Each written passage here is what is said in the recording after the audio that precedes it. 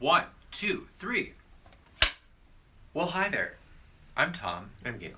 And this is 15 Minutes of Fume.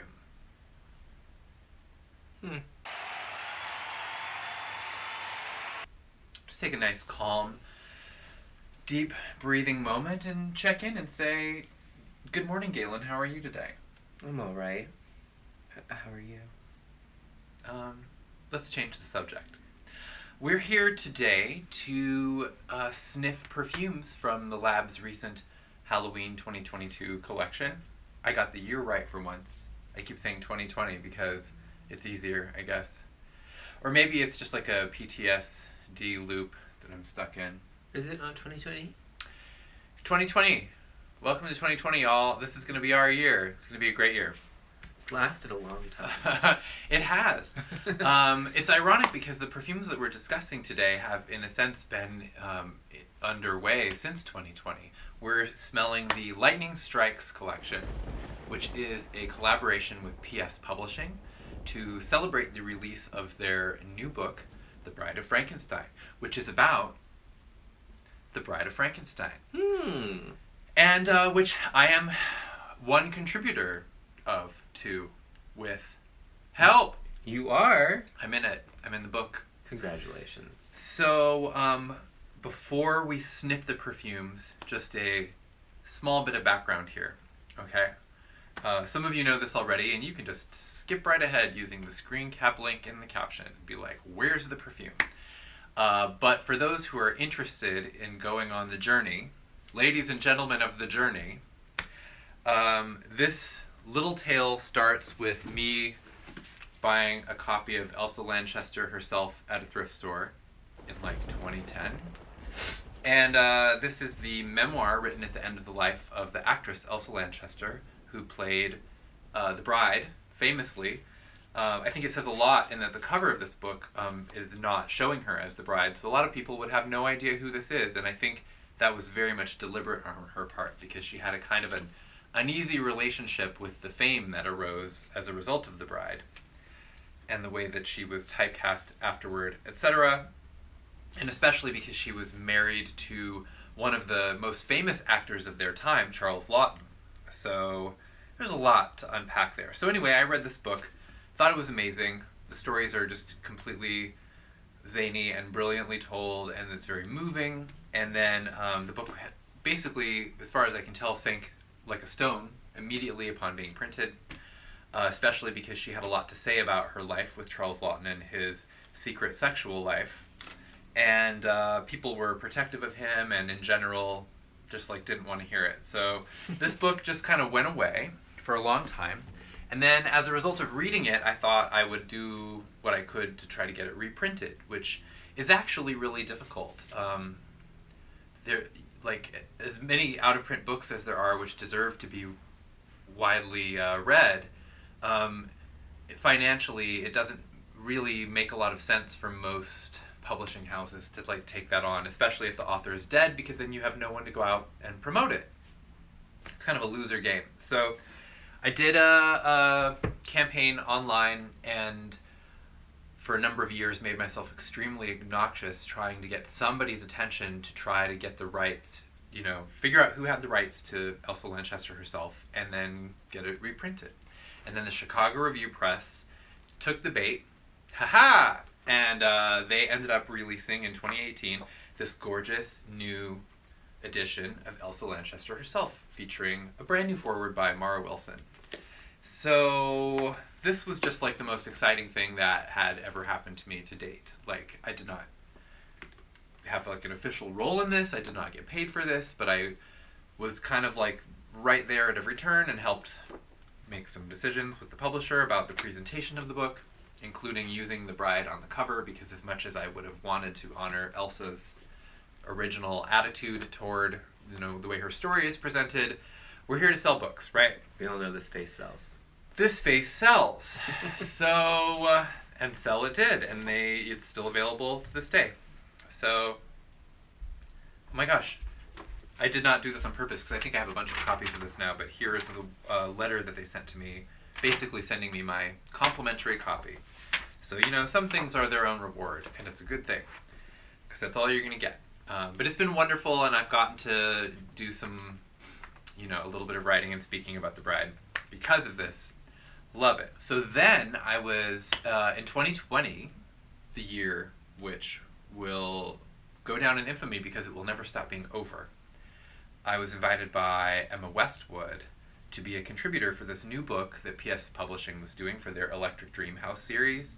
They do a series called Midnight Movie Monographs where it's like different amazing movies, and each one is spotlighted with a whole, just like picking it apart from numerous angles. And Emma invited me to collaborate with, to contribute an essay along with a lot of other people who I will share their names in a moment. And so this was in 2020, and it felt like nothing would ever happen. And I'm like, okay, very grateful to be included. Hopefully this will actually happen someday. And due to the pandemic and such, it took a very long time.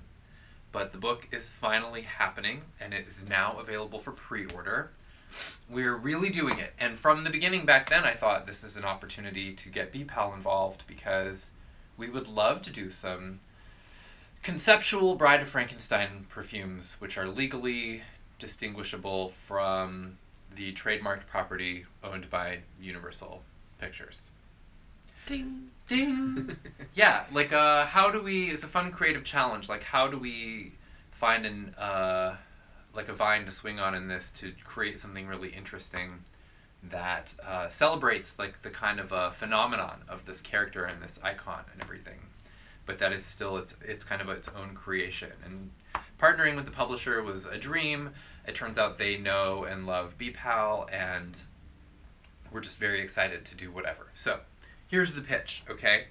It's 3 variations on the Lab's Lightning scent, which is like a thunderstorm, rainy ozone perfume. Right?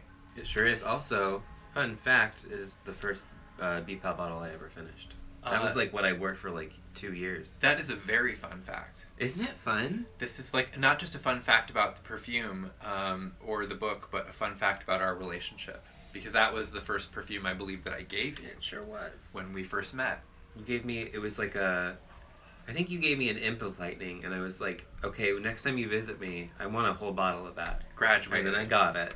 And then I wore it every day. I don't think that you have worn it a lot over the past... I mean... Now I have Yeah. Oh, so many. Every now and then, though, I will pull it out and just be like, that's the memories. That's where it all started. And it's funny because everyone who's watching this has their own first BPAL. For some, I guess, maybe their first BPAL might be related to this collection, because this might be where you found us. And... oh boy.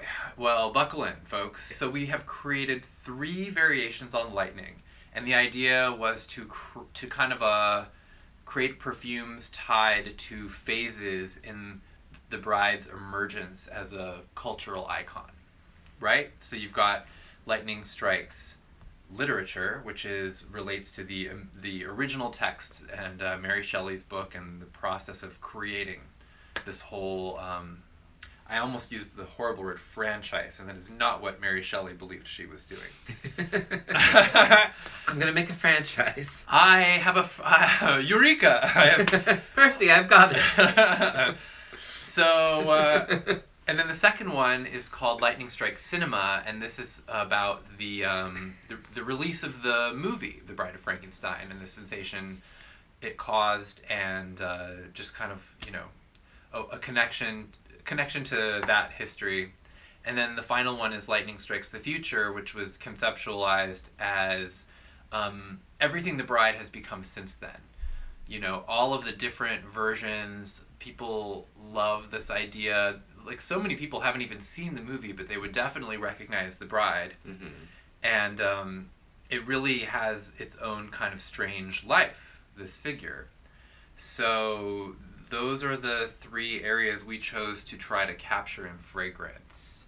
And I was really nervous about getting the perfumes back because from Beth after she made them, because like whatever it is, like the ideas I presented, I'm like, these could go in so many different directions. So we're going to do them chronologically, starting with the earliest one. Very good place to start. Yes. And then we'll go to the end, which is a perfect place to finish. I've always thought so. So I hope that preamble adequately presents the project.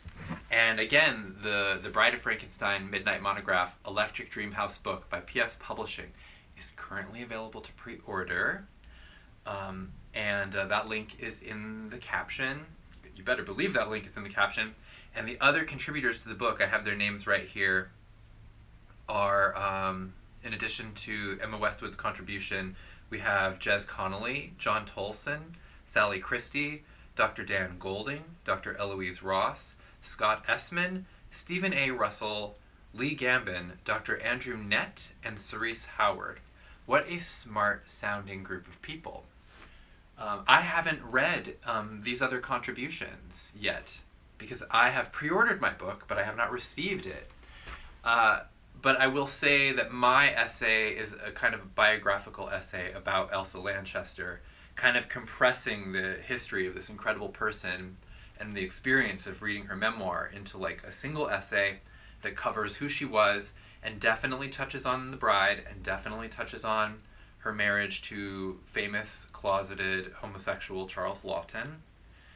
And it was just like a really interesting challenge to squeeze it down into something that like literally anyone not knowing anything about Elsa's life could read and appreciate and would maybe want to get them to read the other book, the expanded version in her own words. So, did I do it? I think so. Yes. There's something about being in business mode and having to get every word right that squashes out the possibility of humor. But now it's smelling time. Right? Now we can get nice and silly. So the first perfume we're smelling is Lightning Strikes Literature. Thunderclap!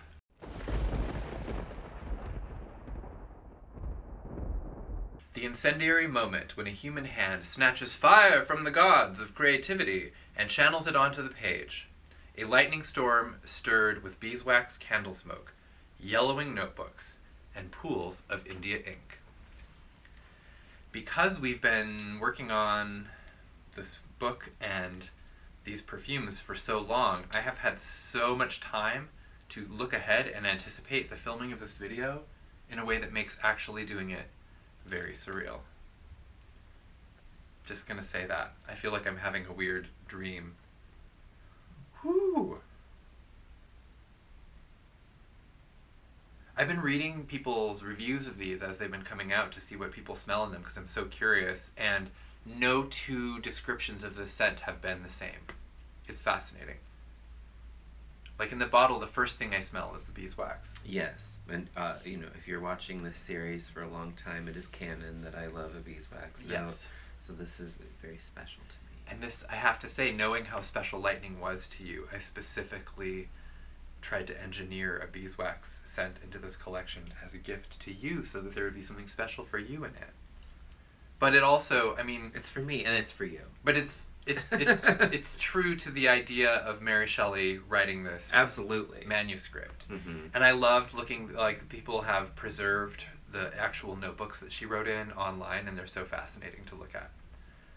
So yes, I'm getting like a hint of the ozone. There's like almost a metallic tang, but in the bottle, this kind of like that sweet, funky beeswax smell. Mm-hmm. And the India ink part of it, definitely a paper note. Yeah. And then the ink note, I'm not really sure what I'm smelling, but let's get it on the skin and check it out. I have not tried this one on very much. Been saving myself for the video, for the sake of artistic purity. I'm not, in general, in the past, like lightning is interesting, but it's never something I've really wanted to wear that much. And as we've mentioned in the past, like aquatics and mineralics can be kind of a tough sell. They're not like something for everyone. I was hoping that by creating variants of it, it would kind of bridge the gap and there'd be people who would find out that this was like an aquatic or mineralic that they could really enjoy because of the other notes. And this really does that for me. Like it definitely has that scent of being like in like a secondhand bookstore on a rainy day. Yeah. Or, like writing your manuscript, windows open during A thunderstorm. And like, it has that chill to it, which I really like. The closeness of the paper is funny though, because it makes me feel like it makes me think of being in school with your head on your desk because you don't know how to do the algebra. And you're just like smelling your notebook because you're so starved for any sensory input that has nothing to do with the present. I believe the kids might refer to this as dissociating. Like the warmth of the beeswax and the paper, but then also like the chill of the ozone and the thunderstorm. Yeah. And it really does, for me, recreate that, the beginning of the movie Bride of Frankenstein, where they're all just bumming around bisexually, around the fire in their fancy clothes, talking about monsters. She's like, I have a story. Yeah. Like it really has a kind of a timeless, aged quality to it because of these old the old smell of the writing implements.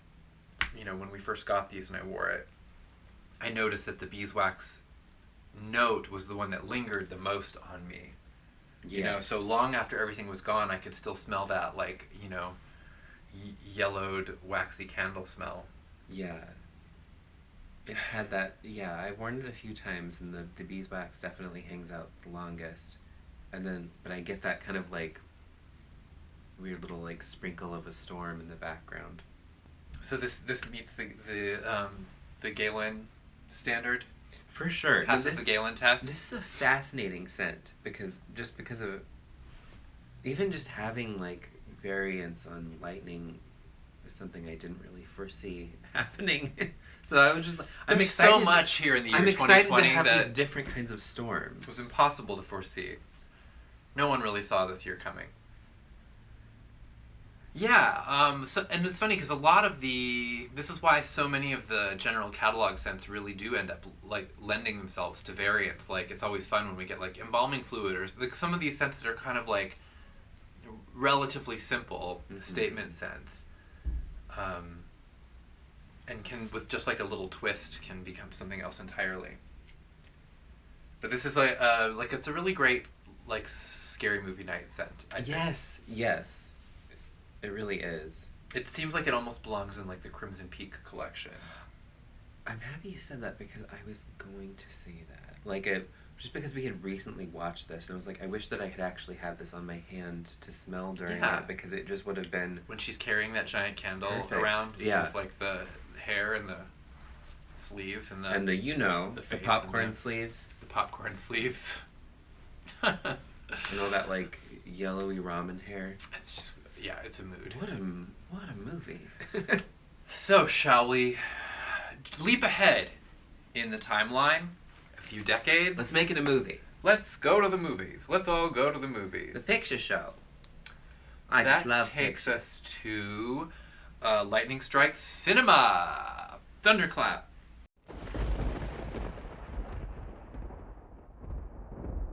Who keeps doing that? It's look out the window. It's just a garbage truck. I thought it was thunder. Beep, beep, beep. Okay, Lightning Strikes Cinema. The scent of sitting in a darkened theater in a rainstorm circa 1935, marveling at the alchemy that transforms scribbled words into specters of light, shadow, and sound. That's all just color copy. Mm-hmm. And then the description. Dripping umbrellas, a nicotine haze clinging to musty velvet curtains, and camphorous vapors rising from strips of hot celluloid. Ooh. Did you know that's what celluloid smells like? I didn't. So, prepare to do a little time traveling. I like the idea that we time travel and then we go to the movies to watch a movie that we've already seen. That sounds like something we would do. Yeah. We're here in... we time traveled. What should we do? Yeah. Let's see that movie. Let's all go to the movies. Let's see that movie. Well, we have to see Bride of Frankenstein. And then we'd be there and be the picture quality. I don't know. The audience etiquette was truly unacceptable. Etiquette. Etiquette inadequate. Etiquette inadequate. It's like a spell. Yes. This is a good time to actually really quickly say that we went to go see Pearl at the theater, and the woman ahead of me kept picking up her phone to text, and her home screen was a picture of Shrek. And I didn't want to start a confrontation with her telling her not to do that. So instead, whenever she picked up her phone to text and it flashed the picture, I would just yell, "Shrek!" And then Galen, it was out of his sightline, so he had no idea what was going on. So he just finally was like, "Why do you keep saying Shrek?" I didn't know what was going on, and I was like, "Are you calling Pearl Shrek? Like, why are you? Did you say she looks like Shrek?" I didn't get it. I'm not saying that Mia Goth looks like Shrek in this movie. And then I was like, "Do you know that you're doing it? Like, why are you yelling Shrek?" It only took twice. I'll say that. And then the woman realized that the person sitting behind her was completely insane, and she became uncomfortable enough to stop texting. And I find that to be the less confrontational form of confrontation. Don't text during your movie, people. It's just so rude. That's why we would go to the movies in 1935. It's like, finally, no one is like popping up a screen in your face. You can sit anywhere in the theater. The person sitting in front of you might be smoking, though. Right. You know? Oh, sorry. Shrek! That's people from the future seem so insane when they visit, our time. Okay, you ready? Yeah. All right, let's go. Let's go back in time. Okay. Wow. Okay. Oh, wow. Oh, that's very cool. This one has such an unusual presence that I would never pick this out of a lineup of like lightning variants at first. There is a sweetness. It's very sweet. There is like and that chill, like bone chill. A sweetness, a chill, a dusty musty, a bit of the old dusty musty, and then for sure like the kind of mentholated camphorous scent. Yeah. That is so unusual altogether. So this one almost reminds me. Wow. I want this as an atmosphere spray. Oh my god! Right? Like, what is this room that I'm in suddenly?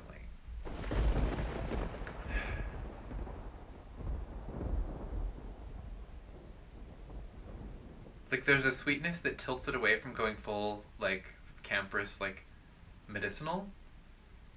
And then there's, like, something about I'm going to guess that it's, like, nicotine flower, like tobacco flower. Mm-hmm. To give it, like, that's, like, maybe where some of that sweetness comes from. Yeah. But I'm definitely getting what I can only describe as, like, a curtains note. And that's coming from... Because we've had, like, a few Halloween collections, with, like, fluttering curtains and so forth. So I know now when the curtains are... Do you smell something unusual? It's fine, bud. No, he hears people outside. Yes. Yes. Well, I'm happy you got that out. Do you want to smell? Don't lick. Just smell. He loves it. Shall we try it on? Mm-hmm. Okay, I've got some oil.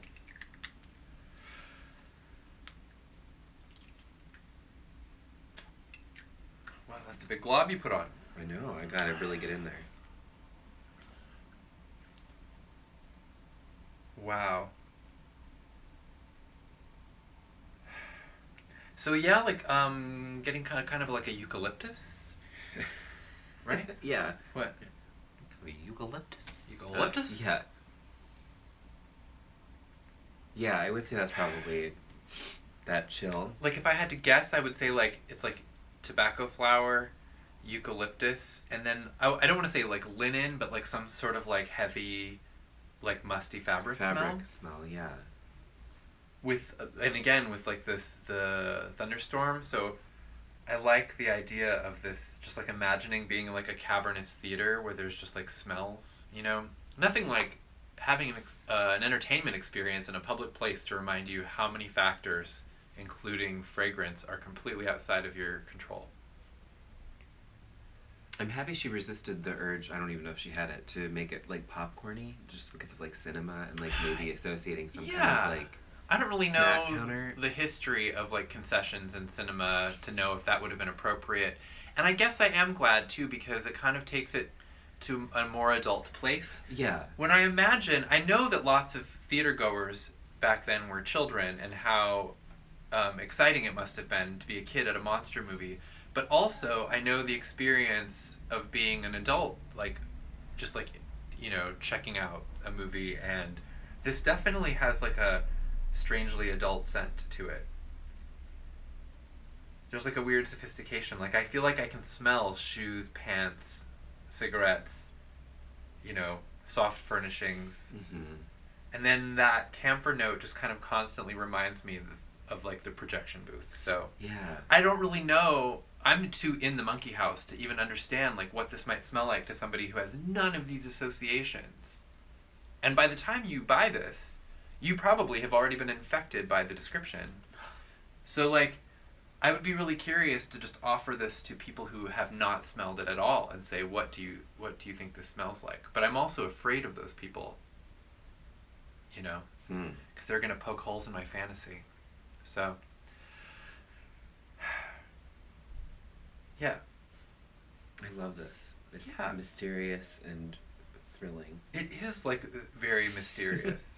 It doesn't really smell like anything I've ever really smelled before, and it is kind of confounding my ability to describe it, and I'm hoping if somebody else has bought it and you'd like to take a whack at it, like, sound off, because I'm weirdly at a loss.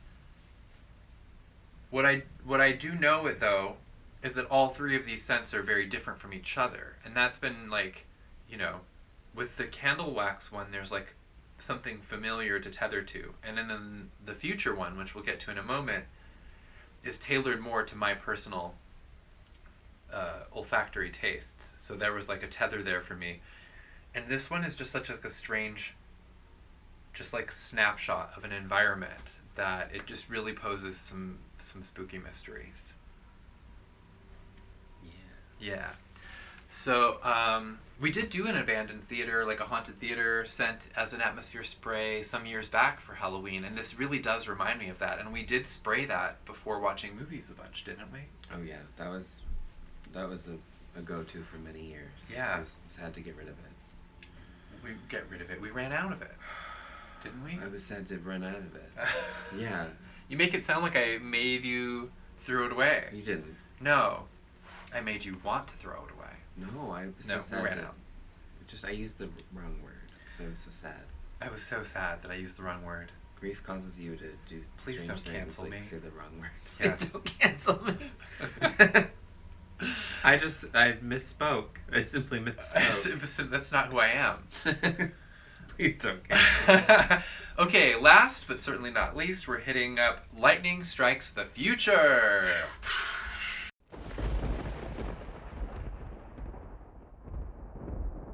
Who keeps doing that? It's funny because I'm hearing Is fire. that a fucking leaf blower? Fire? No, it's fire trucks. Or an airplane. Or a police helicopter. Maybe a Zeppelin? I mean, they're silent. Hoverboard? Ideally. Okay. This scent, the description says, iconic images that ripple through decades of culture and counterculture, forming an exquisite corpse, if you will, of horror, glamour, intellectual discourse, and feminist rage that rises to meet the challenges of humanity's increasingly uncertain fate. Isn't that from the Nicole Kidman AMC commercial? Somehow heartbreak smells good in a place like this. It is a pretty, like, look, this is a heady description. We had to say a lot in a small amount of space. I stand by it. I'm proud of it and I stand by it. The scent description says, the ultimate lab experiment. Streaks of feral red musk twining in a double helix around a pulsing electrified core of fossilized amber, erupting from a glimmering pool of reactor coolant. Ooh. So the idea here is to go, you know, to pull the bride into like a more futuristic context, to kind of update the science of it, to pay tribute to all the iterations of like bride reanimation stories that have arisen over the years. I like that there's a kind of like a kaiju aspect to it, you know? There's like the fossilized amber, which kind of like reaches into the past, but then there's like the, you know, nuclear aspect, which connects it to the future. I just think that this sounds so cool. I just thought... There's just a lot of chaos outside. I know, like, are we safe? Come on, everybody. It's the year 2020. What could possibly go wrong? It's the future. It's the future, which is also the past. Anyways. I feel so bad for anyone watching this trying to make sense of our whole shtick. Anyone who is used to us by now knows that this is just par for the course. We're always like this. We're perpetually aiming to improve, but don't hold your breath. You ready? Mm-hmm. That is a leaf blower. Oh my god. This is so good. Okay. So, pretend the leaf blower are the instruments of reanimation. Right off the bat with this one, I'm getting like the sharp slash of the rain, okay? I'm getting the kind of nostril snort of red musk. I'm getting like a red musk amber heaven, and I just want to sink into the couch right now. But like it's like a wet, it's like a It's rain-slicked fascinating. musk amber. Yeah. So yes, I admit freely that when it came to this one, I was like, wouldn't it be great if in this collection of perfumes that I'm going to be stuck having to sell and recommend to other people, that there was one that I really liked and enjoyed wearing. And so I handed my list of suggestions to Beth, and she magnanimously gave me something incredible that I have basically not stopped wearing since I bottled this. There is just like a really interesting kind of dangerous, mysterious, feminine quality to it. Mm-hmm. Like the bride spirit is present in this one, I feel, most of all, as like an entity. It reminds me a little bit of The Woman at the Edge of the Woods, which I also wear a lot, where it's like a kind of like a dangerous, untrustworthy femininity, you know, that has its own ulterior motives. It's like a strange, like whereas the cinema one was like a place, this is definitely like a person, if you can call it that. A being, a creation. I need more. I need more. More. There we go. I need like The coffee full, dollop. a proper jolt. Okay. Oh, I'm smelling that storm way more. Okay. Yes. Wow. So there's like a really like a nice blast of ozone at the outset of this, and it makes you wonder, I think, when you first smell it, if it's ever really going to settle down and like pick a lane. You know, are we going thunderstorm? Are we going like soft, fragrant monster body? You know. We watched Barbarian. What What can do I you say? have to say to my soft, fragrant monster body? Whatever you have to say to my soft, fragrant monster body, you can say in front of me. Oh, I love red musk so much. It is just heavenly, and this is a good one. Good one to represent red musk, I think. I was telling Oh my God. somebody when I was discussing these online that I did not think the red musk. She was asking if whether it was like a super red musk because she really is into the red musk, and I was like, I don't really think it's like a really intense presence because in my brain it's the amber. Well, it's like the way that it blends with the amber. Right. But I know, because I like my red musks, I do recognize it. I love what it's doing in here. It's got like, so it's really interesting though, because there is like a real smolder at the heart of this perfume, and then it's wrapped up in this kind of, in like sheets of rain, like a cool. Yeah. And also something about the mineralic quality of this and like the, reactor coolant or whatever, does not necessarily translate to a rainy smell. There's like a wet sheen over it, like a slick. It reminds me again of like that other one from Dead Blondes, the Alien Siren scent. Yes. Where there is a kind of like an industrial quality to the ozone mineralic thing. It's not the same as the, literature and cinema ones where it's like a natural rainstorm. There's like something unnatural about it that I find extremely nice. I was a little afraid of this going because of the scents involved, that it could go like a little like industrial cleaner or something really impersonal. But because of the fossilized amber and the musk, which I think ultimately win out, there is like a human warmth about this that makes it like a beautiful fragrance. But the industrial ozone mineralic qualities do also keep it relatively, I'd say, like gender neutral. There's like there's a lot going on there. I have found myself putting this on like almost every day at some point, because at first I was just so relieved, you know, I'm like, okay, I'm going to make myself like this. And then I realized that over a few days or whatever, that I was no longer having to sell myself on it anymore, and that I actually really did like it. But it did present some interesting challenges because, again, it was like nothing I had ever quite smelled before. And that was what I wanted. So this is like the, you know, it's like the danger of getting what you want. Like you order a fragrance inspired by a monster made from reanimated corpses of women, and you're just like, if you don't love it immediately, you kind of have to laugh and be like, well, I don't know what in the world I expected, you know? That's why I always love it when we come through with something that ends up translating an idea into something that you really do want to wear. So, and then, like, just comparing these different places on my... I almost think what's crazy is on the cinema one, the longer it sits, the more I do get some kind of edible thing in it. Do you want to smell mine? There's almost like a saltiness in it that is weirdly suggestive of concessions, or am I, you know, cuckoo in the bazooka, which is... I'm smelling it's still weird. On my knuckle here. I think you're cuckoo. Really? I don't smell anything salty. I get some, or like almost like caramelized. I don't know. Something like it's like sweetening up and it's smelling Mine a little is less musty. Very camphorous. I'm not mad at it. No. It is like... There's something about it that's like smells old-fashioned, though. That is definitely like 1935 newsreel. And then, yes, for sure.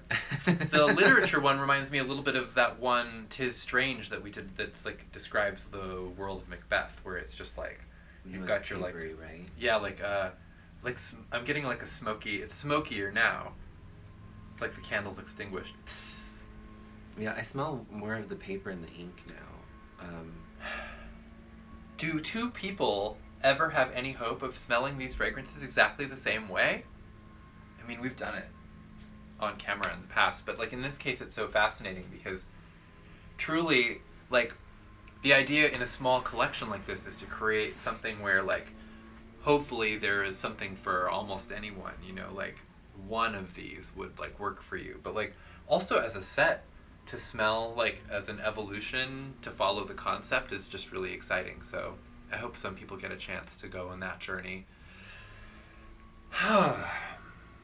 And if you are, you know, watching this after the fact, just know that my intention is that this collection will stay.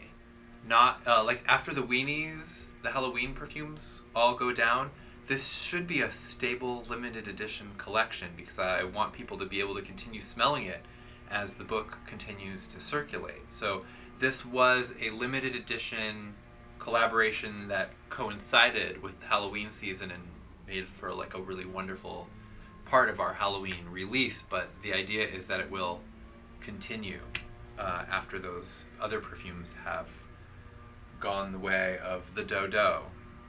So the dodo bird. The dodo bird. Does that answer all of the questions about lightning strikes? Maybe we should ask the leaf blower man what he thinks. Sorry, I don't want to gender the leaf blower person. Sing us a song, you're the leaf blower person. Well, that's definitely staying in. Disco. Hi? Hi. You have been doing so well during the video, but it's just funny because he's getting antsy and he can't decide if he wants to lay down or stand up. Well, he doesn't have a lot of choice between us. Right. We're all squished together like He's we're doing a turns. Sears family portrait. With like lasers behind, or maybe a duck pond. I don't know. I want that with the paint splatter. Oh, the paint splatter, yes. That's normally for kids though, right? Right, but like we can do whatever we want. Like it. We're grown-ups with It's fun. Some money.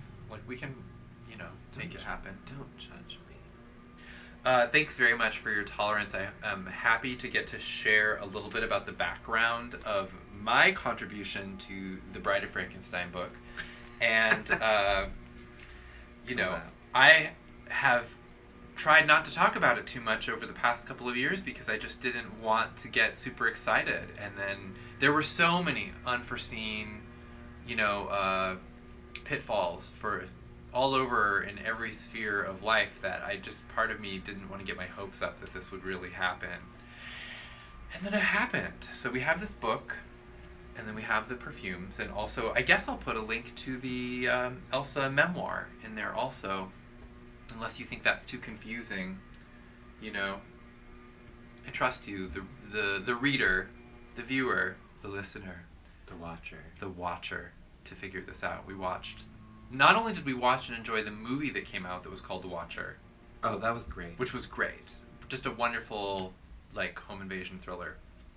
Then we watched this new Ryan Murphy series, The Watcher, which is a wonderful home invasion thriller. Also great. Possibly part of the same cinematic universe? Who can really say? Who knows? Who watches The Watcher? Oh my gosh, this is where we also, since everyone manages to overlook the Labelle song, Who Watches the Watcher, that should be used in trailers for projects like these other ones. I can't just keep piling links into the captions, but Labelle has got you for this one. And on that, we've talked so long about just 3 little old perfumes. Yes. But what a lovely fireside chat this has been. What a lovely bisexual fireside chat this has been. We hope you live the rest of your bisexual day very bisexually, and that, you let us know if you enjoyed any of these perfumes, or I guess even if you didn't enjoy them, I'll at least find that interesting, even though I can't really do anything about it. So, all right. How's that for a disclaimer? Great. Be like, I can't save you. It's just like a sentence that I've rehearsed to say to as many people as possible. So on that note, I can't save you. I can't save you, but I do appreciate you. All right, friends, Bride fans, horrified onlookers, which I feel like now I work into my address of the public every time. I just imagine the horror. That's it for now. Happy reading and watching and screaming.